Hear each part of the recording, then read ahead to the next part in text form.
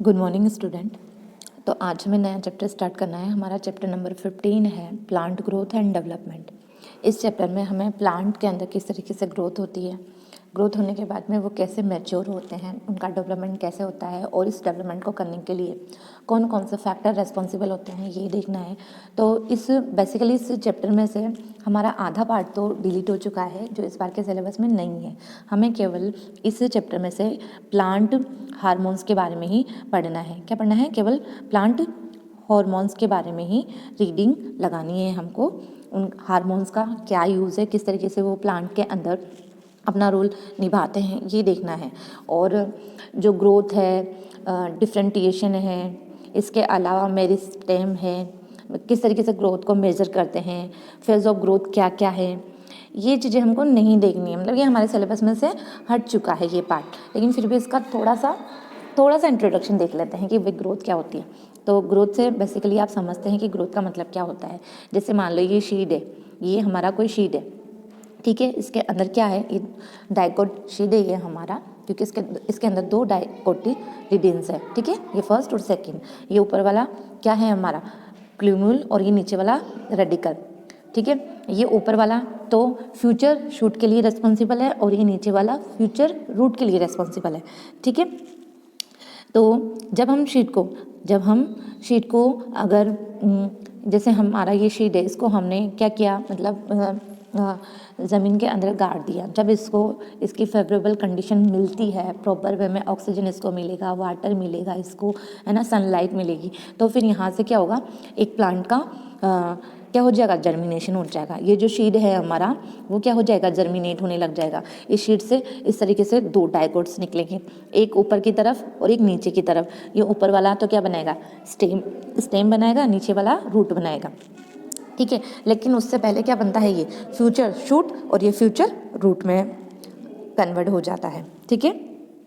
तो इस तरीके से जो एक शीड होता है वो जर्मिनेट हो जाता है, और जर्मिनेट होने के बाद में उससे एक छोटा सा हमारा क्या बनता है? प्लांट बनता है, ठीक है। जैसे जर्मिनेट होने लगेगा तो फिर इसके बाद में से ग्रोथ आती है, और ग्रोथ होने के बाद ये एक लार्ज साइज का प्लांट में चेंजेस हो जाता है, ठीक है। तो ग्रोथ से तो मतलब ये है, जैसे कि ह्यूमन के केस में देखें तो एक छोटा बच्चा होता है ना, 1 ईयर का एक बच्चा होता है। कुछ समय के बाद में आप देखेंगे कि 1 ईयर के बच्चे और 5 ईयर के बच्चे में क्या क्या डिफरेंस है।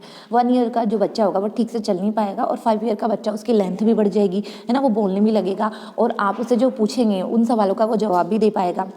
मतलब उसमें थोड़ी बहुत समझ डेवलप हो चुकी है, यानी कि उसकी ग्रोथ हो रही है, ग्रोथ के साथ साथ उसके अंदर उसका क्या हो रहा है? डेवलपमेंट भी हो रहा है, ठीक है। तो ग्रोथ जो है हमारी वो डेवलपमेंट से जुड़ी हुई है हमारी, ठीक है। इसके साथ साथ ही growth is the sum of the 2 process. जो हमारा जो डेवलपमेंट होता है, वैसे बेसिकली उसके अंदर 2 स्टेप होती है। पहली डेवलपमेंट कब होगा? जब उस इंसान की या किसी भी ऑर्गेनिज्म की प्रॉपर ग्रोथ हो, और ग्रोथ होने के बाद में उसके अंदर क्या हो? डिफरेंटिएशन हो। डिफरेंटिएशन से मतलब है, जैसे कि जो सेल है, जब सेल में ग्रोथ होती है तो उसकी साइज़ बढ़ जाती है। ये एक सेल है, जब इसमें ग्रोथ होगी तो ये सेल की साइज़ ऐसी हो जाएगी, उसकी मतलब साइज़ बढ़ गई, ठीक है। डिफरेंटिएशन से मतलब है कि भाई ग्रोथ होने के बाद में इसकी साइज़ तो बढ़ गई, लेकिन अब जैसे ये फिक्स हो गया कि ये सेल जो है वो क्या करेगी, इस सेल का काम क्या है? एनर्जी प्रोवाइड करना है, या ये सेल का एक फिक्स काम हो गया कि इस सेल इसी काम को हमारी बॉडी में रेगुलेट करेगी, है ना। तो डिफरेंटिएशन से मतलब होता है कि किसी काम के लिए, मतलब भाई ये तुम्हारा काम है, ये फिक्स हो गया, ये आपका ही काम है, अब आप मैच्योर हो चुके हैं, आपको यही काम करना पड़ेगा। डिफरेंटिएशन से ये मतलब है। ग्रोथ से मतलब समझिए कि आप, और इसके अलावा जो ग्रोथ हमारी होती है वो क्या होती है? इरिवर्सिबल होती है। मतलब हमारी जो ग्रोथ होती है वो क्या होती है? इरिवर्सिबल, परमानेंट इंक्रीजेज है। मतलब जैसे कि मान लो कोई बच्चा है, कोई बच्चा है, अब उसको आप 10 ईयर्स के बाद में देख रहे हैं, तो उसकी 10 ईयर्स के बाद में उसकी हाइट भी बढ़ गई, उसका वेट भी बढ़ गया, है ना, उसके अंदर ग्रोथ होगी, है ना। लेकिन वो वापस क्या न्यूबॉर्न बेबी बन सकता है क्या? वो न्यूबॉर्न बेबी उसे बना सकते हैं क्या? किसी भी तरीके से नहीं बना सकते, है ना। तो ये क्या है? इरिवर्सिबल प्रोसेस है। मतलब अब इसे वापस हम न्यूबॉर्न बेबी में चेंजेस नहीं कर सकते। जैसे कि मान लो जैसे कि हम चपाती बनाते हैं, तो चपाती बनाने के लिए हम जो व्हीट लेते हैं उसको पिसाते हैं, आटा बनाते हैं, फिर उसको गूंथते हैं और उसकी चपाती बनाते हैं। तो क्या चपाती से हम वापस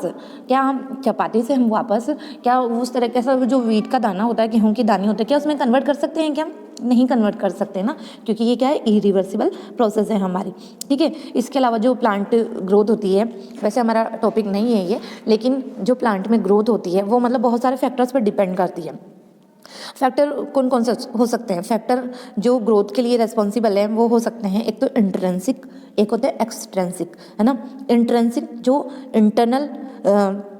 इंटरनल प्लांट के अंदर मौजूद है और उसे प्रॉपर वे में अगर वो नहीं मिले, उनका लेवल अगर कम ज़्यादा हो जाए तो उसकी ग्रोथ पे इफेक्ट पड़ेगा। और एक्सट्रिंसिक फीचर्स होते हैं, जो एक होता है इंट्रिंसिक जो अंदर है, और एक्सट्रिंसिक जो बाहर से देंगे, तो बाहर से उसको O2, सनलाइट, मॉइस्चर, न्यूट्रिशन, ये सब चीज़ें हैं। और इंट्रिंसिक से मतलब इसकी सेल्स जो होगी उनके अंदर क्या उसके अंदर फोटोसिंथेसिस प्रॉपर हो रहा है, फूड प्रॉपर वे में बन रहा है, और फूड बनने के बाद में क्या पूरी प्लांट सेल्स में वो जा पा रहा है, नहीं जा पा रहा है, और सेल्स उसका यूज़ कर पा रही है, नहीं कर पा रही है, इस तरीके से। तो इन सब चीज़ों पे प्लांट ग्रोथ जो होती है वो क्या होती है, डिपेंड करती है। ठीक है। इसके अलावा जो प्लांट ग्रोथ होती है, वो जो ग्रोथ के लिए एक स्टेम होता है, एक टिश्यू होता है जो रेस्पॉन्सिबल होता है, उस टिश्यू का नाम याद रखना आपको, मेरिस्टेम एक टिश्यू होता है। इसी की वजह से जो होती है ना, सेल के अंदर ग्रोथ हो पाती है। ठीक है। इसके अलावा जो हमारी ग्रोथ है, जैसे मान लो किसी प्लांट के अंदर ग्रोथ हुई है, तो आप ये कैसे बता पाएंगे मतलब कि भाई इस प्लांट में ग्रोथ हुई है? उसको क्या करेंगे, मेजर करेंगे ना। मेजर करने के लिए आप किस किस तरीके से मतलब उस ग्रोथ को आप मेजर कर सकते हैं?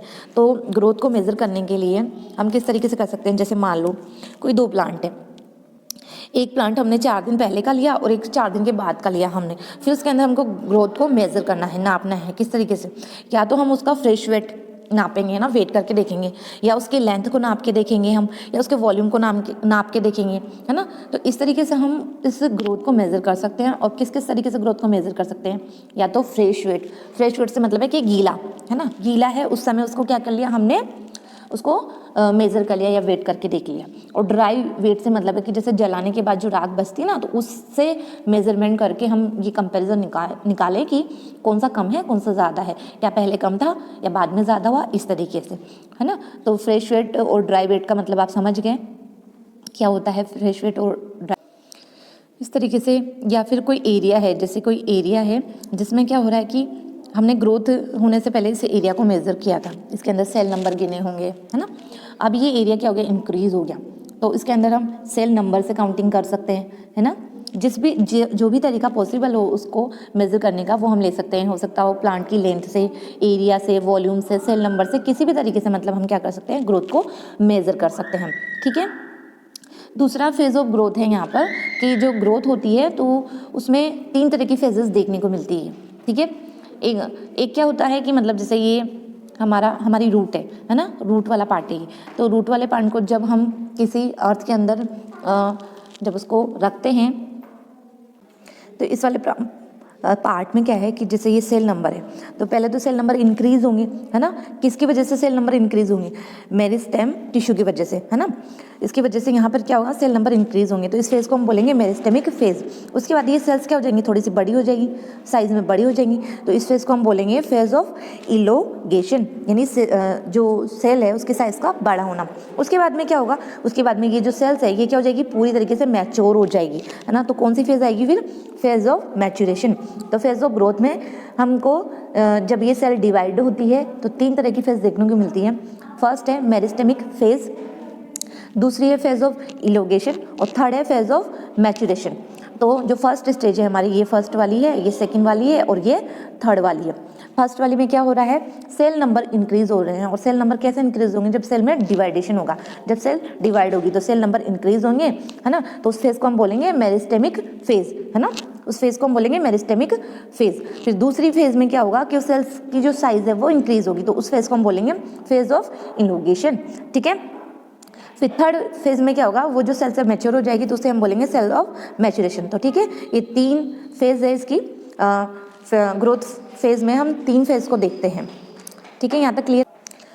फिर इसके बाद है नेक्स्ट है कि ग्रोथ रेट क्या होती है। अभी ग्रोथ रेट से मतलब है कि जैसे मान लो 1 घंटे में, जैसे मान लो 1 घंटे में कोई बैक्टीरिया है, किसी बैक्टीरिया को हमने किसी कल्चर मीडियम में रख दिया ग्रोथ करने के लिए, और हम इसको ऑब्जर्व कर रहे हैं आफ्टर 1 आवर्स, है ना, 1 आवर्स के बाद में देख रहे हैं। तो यहाँ पे हम क्या देख रहे हैं कि जो बैक्टीरिया की कॉलोनी थी वो हमें काफ़ी बड़ी हुई नज़र आ रही है ना, बड़ी हुई नज़र आ रही है। तो ये इसका क्या हो गया, 1 घंटे में हमने ये चीज़ को ऑब्जर्व किया, है ना, इसकी जो ग्रोथ है हमने 1 घंटे के बाद में देखी। तो अब जैसे हम मान लो कि पहले जो बैक्टीरिया से नंबर मान लेते हैं कि 50 बैक्टीरिया से, और 1 आवर्स के बाद कितने होंगे, 100 बैक्टीरियाज होंगे, इनके नंबर होंगे। तो 1 आवर्स में कितनी ग्रोथ रेट हुई इस बैक्टीरिया की, तो 50 बैक्टीरिया ग्रोथ हुए हैं 1 घंटे में। तो ये इसकी क्या होगी, ग्रोथ रेट। तो इस ग्रोथ रेट को हम मेजर कर सकते हैं पर hours, per day, per month, है ना, कैसे भी, ठीक है। तो 1 घंटे में, 1 दिन में, 1 महीने में, 1 साल में इंक्रीज होने वाले सेल नंबर, ऑर्गेनिज्म नंबर, है ना, जो भी इंक्रीज होगा, है ना, उसे हम क्या बोलेंगे, ग्रोथ रेट हम उसे कहेंगे। अब ये जो ग्रोथ होती है ये 2 तरह की होती है, एक होती है अर्थमेटिक और एक होती है जियोमेट्रिक ग्रोथ, ठीक है। इसको भी देख लो, देखो बुक में क्या ऐसा डायग्राम दिया हुआ है हमारी बुक में अर्थमेटिक ग्रोथ के लिए। तो अर्थमेटिक ग्रोथ जो होती है, अब अर्थमेटिक ग्रोथ से मतलब जैसे कि मान लो कि ये कोई ग्रोथ है, सिंगल ग्रोथ है ये, मतलब सिंगल ऑर्गेनिज्म है।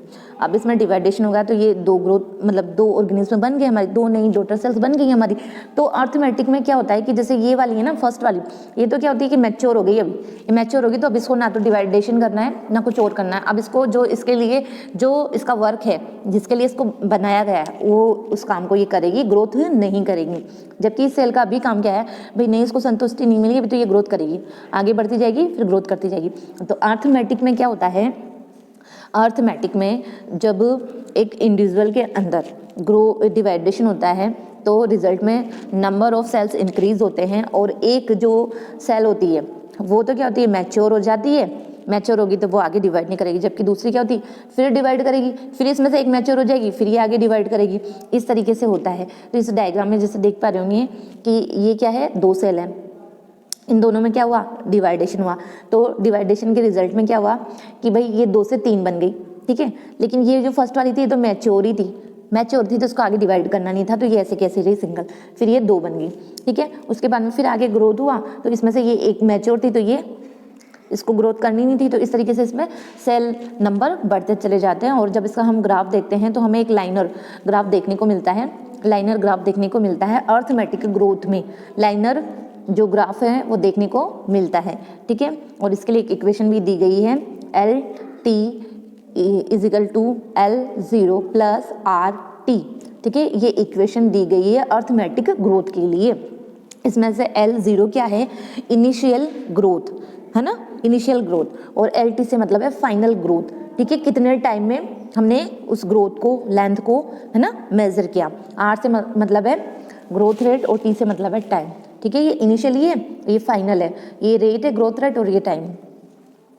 और जियोमेट्रिक ग्रोथ में क्या होता है, जियोमेट्रिक ग्रोथ में जो जैसे एक सिंगल सेल है उसमें हो गया डिवाइडेशन, 2 सेल्स बन गई, फिर 2 से क्या हो जाती है, फिर आगे इनमें कोई मैच्योर नहीं होती है और ये आगे डिवाइड करती रहेगी, आगे डिवाइड करती रहेगी और सेल नंबर को इंक्रीज करती रहेगी, ठीक है। तो इस जियोमेट्रिक ग्रोथ को हम लॉजिस्टिक ग्रोथ भी बोलते हैं। क्या बोलते हैं, लॉजिस्टिक ग्रोथ भी इसको बोलते हैं, ठीक है। इसमें ग्रोथ कंटिन्यूस ग्रोथ होती रहती है, इसलिए इसके कंपैरिजन में हमें इसके अंदर सेल नंबर्स ज़्यादा देखने को मिल रहे हैं। और इसका अगर हम ग्राफ देखते हैं, जियोमेट्रिक ग्रोथ का अगर ग्राफ हम देखें तो इसका ग्राफ हमें कैसे देखने को मिलता है, इसका ग्राफ हमें सिग्मोइड देखने को मिलता है, ठीक है। पहले जो ग्रोथ हो रही थी वो थोड़ी कम हो रही थी, इस फेज को हम बोलेंगे लेग फेज, इस फेज को हम क्या बोलेंगे, लेग फेज, इस फेज को हम बोल रहे हैं, देखो ये ग्रोथ सिग्मोइड बना ली। तो ये इसमें क्या हमें 3 फेज देखने को मिल रहे हैं, ये सेकंड वाला और ये थर्ड वाला।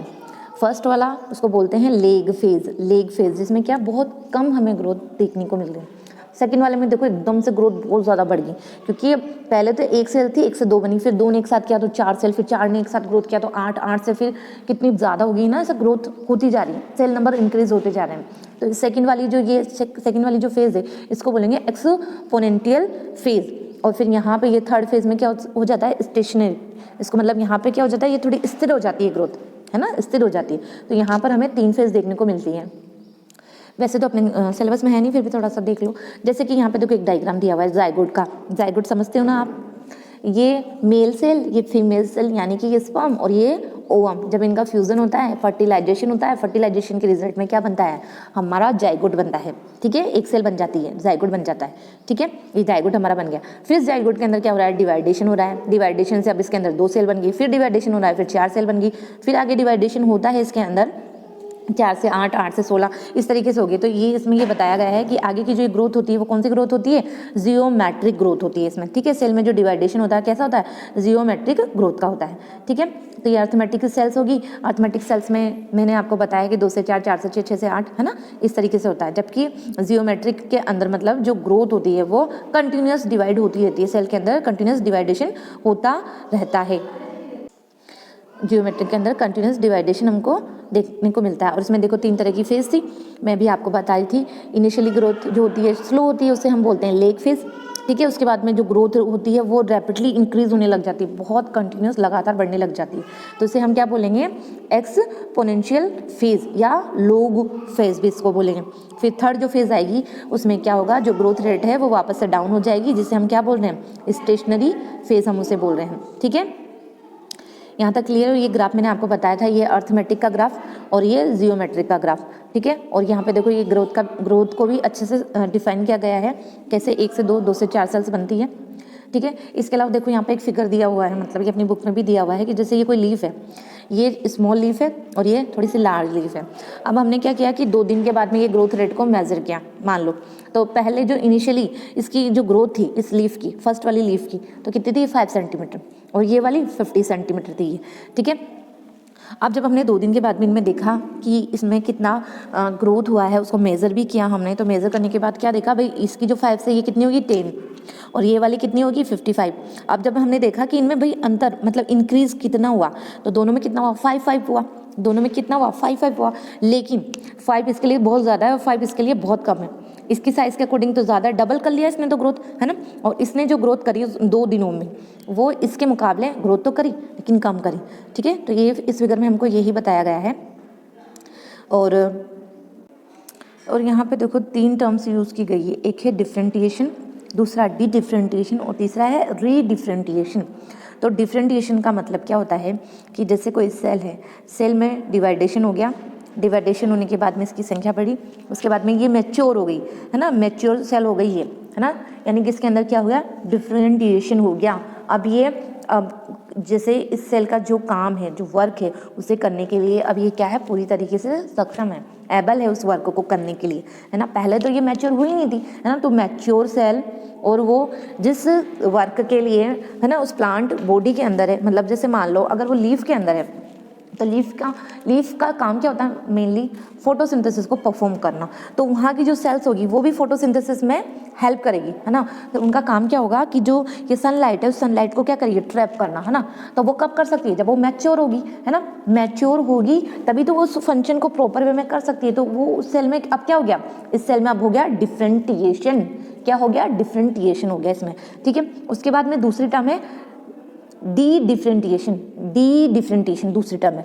डी डिफरेंटिएशन से मतलब है कि भाई जैसे ये सेल थी तो डिवाइड हो रही थी, डिवाइड होकर मैच्योर होगी, तो उसे तो हम अब वो उस काम को परफॉर्म कर सकते, तो उसे तो हम बोल रहे थे डिफरेंटिएशन। अब ये जो मतलब डिफरेंटिएशन होने के बाद में फिर वापस से भाई इसने क्या कर दिया, डिवाइडेशन करना स्टार्ट कर दिया। तो ये डिवाइडेशन करना स्टार्ट कर दिया, तो अब ये उस काम को तो अच्छे से परफॉर्म थोड़ी कर पाएगी, नहीं कर पाएगी ना। तो इस फिनोमिना को हम क्या बोलेंगे, डी डिफरेंटिएशन। क्या बोलेंगे, डी डिफरेंटिएशन, है ना। ठीक है, उसके बाद में फिर अगली टर्म है हमारी रीडिफरेंटिएशन। रीडिफरेंटिएशन से मतलब है कि जैसे इसने ग्रोथ करी, अभी मैच्योर होगी, उस वर्क को सनलाइट को ट्रैप कर सकती है, फिर अगेन इसने ग्रोथ करना स्टार्ट कर दिया, लेकिन एक स्टेज पे आकर फिर से ये मैच्योर हो गई कि नहीं, मेरा काम तो क्या है, सनलाइट को ट्रैप करना। अगेन इसने उस काम को करना स्टार्ट कर दिया और जो डिवाइड करने की जो प्रॉपर्टी थी उसको स्टॉप कर दी। तो इसने क्या कर लिया, रीडिफरेंटिएशन कर लिया इसने।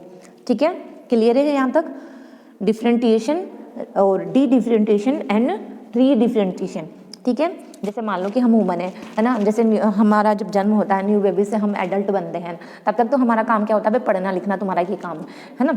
अब जैसे पढ़ गए लिख गए, तुम डॉक्टर बन गए, तुम्हारा जो भी था, तुम्हारा जो भी एम था तुमने अचीव कर लिया, तो तुम क्या हो गए, अब तुम्हारे अंदर क्या आ गया, डिफरेंटिएशन वाली जो प्रॉपर्टी है वो तुमने गेन कर ली, ठीक है। लेकिन डॉक्टर बनने के बाद भी नहीं तुम्हारे दिमाग में आया कि नहीं ये मेरा एम नहीं है, मेरा एम तो क्या है यूपीएससी को फाइट करना है ना। तो तुम फिर क्या करोगे, तुम्हारा काम वगैरह छोड़ के तुम वापस से तुम्हारी स्टडी को करना स्टार्ट कर दोगे और उसको कंटिन्यू करते रहोगे जब तक कि तुम्हें तुम्हारा एम नहीं मिल जाता दोबारा से। तो ये जो पूरी फेज़ है ना वो तैयारी वगैरह करना, वो उस फेज़ को हम क्या बोलेंगे, डी डिफरेंटेशन। और एक समय ऐसा आया कि भाई तुम्हें तुम्हारा जो मनचाहा रिजल्ट मिल गया और तुम बन गए आईएएस अधिकारी बन गए तुम, ठीक है। और आईएएस अधिकारी बनने के बाद में जो तुम्हारा काम था समाज के अंदर है ना, जो अच्छी चीज़ें डालना है ना, शिक्षा को ज़्यादा बढ़ावा देना, और जो भी तुमने डिसाइड किया था कि तुम्हारे जीवन में जो तुम तुम्हारे गांव के लिए, तुम्हारे देश के लिए तुम है ना करो, है ना, तो वो चीज़ तुमने करना स्टार्ट कर दिया। तो वापस से तुम मैच्योर हो गए और तुम में वो एबिलिटी आ गई कि मेरा ये काम है, मैं उसको करूँगा। तो तुमने क्या कर लिया, रीडिफरेंटिएशन कर लिया। तो समझ में आ गया होगा तुमको इन तीनों टर्म्स का मतलब क्या है। उसके बाद आ जाते हैं हम डेवलपमेंट के ऊपर। तो डेवलपमेंट क्या है, देखो कि जैसे मैंने ग्रोथ के बारे में आपको बताया था कि ग्रोथ क्या है, एक इरिवर्सिबल और परमानेंट है। मतलब जैसे ग्रोथ एक बार हो गई ना, तो ऐसा नहीं है उस ग्रोथ को हम कम कर सकते हैं, नहीं कर सकते उस ग्रोथ को हम। जैसे कोई प्लांट है, अगर वो जैसे ग्रोथ कर रहा है वो प्लांट, ठीक है, उसके अंदर अब लीफ आ रही है, तो अब ये लीफ क्या ग्रोथ होने की वजह से लीफ की साइज बढ़ गई, तो अब वापस क्या इसको छोटा कर सकते हैं, नहीं छोटा कर सकते इसको, ठीक है। तो वो तो ही हमारी ग्रोथ। अब उसके बाद आ गया हमारा डेवलपमेंट। तो ये जो डेवलपमेंट होता है इसके अंदर क्या होता है, जो ऑर्गेनिज्म होते हैं उनके अंदर उनकी लाइफ साइकिल जो होती है ना, जैसे सेल, जैसे प्लांट के केस में बात करें तो वो क्या हो जाएगा, सीड जर्मिनेट हो जाएगा, जर्मिनेट होकर वो आगे एडल्ट होगा, ग्रोथ करेगा और वो लास्ट में जाके एक सीनेसेंस वाली स्टेज को प्राप्त कर लेगा। सीनेसेंस से मतलब है कि जैसे सीनेसेंस का मतलब होता है कि मतलब बुजुर्ग होना, है ना, वो ओल्ड एज वाली जो स्टेज होती है उसको बोलते हैं सीनेसेंस। ये प्लांट के केस में हम बात कर रहे हैं, ठीक है। प्लांट के केस में जैसे कि मान लो कोई प्लांट है, ग्रोथ कर रहा है, जब उसकी स्टेज होती है एडल्ट वाली, तो उसमें तो वो ग्रोथ कर रहा है आराम से, है ना, सब कुछ खाना पीना सब कुछ मिल रहा है ना, तो उसकी जो लीफ वगैरह है वो भी अच्छे से बढ़ पा रही है, ग्रीन है, और उसके ऊपर फूल भी आ पा रहे हैं, फ्रूट भी आ पा रहे हैं, सब काम हो रहा है अच्छे से। लेकिन जब उस प्लांट की एक एज हो जाती है ना, कि अब वो बुढ़ापे की तरफ जा रहा है, तो उसकी पत्तियां झड़ झड़ के टूट कर गिरने लगती है,